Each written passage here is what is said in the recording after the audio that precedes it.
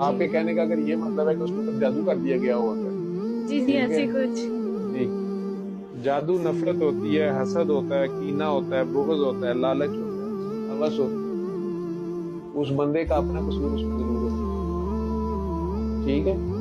کسی نے کیا اس پہ جادو کر دینا یا نہیں کر دینا، لیکن اگر وہ بالغ ہے، اس کو صحیح اور غلط کی پہچان ہے، ٹھیک ہے، تو وہ دوسروں کے کہنے میں کیوں لگا.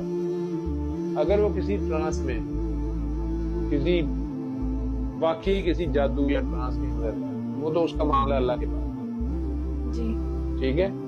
دوسرا بندہ جو ہے اس کو کہیں وہ 3 بار اعوذ باللہ من الشیطان الرجیم پڑھ لے.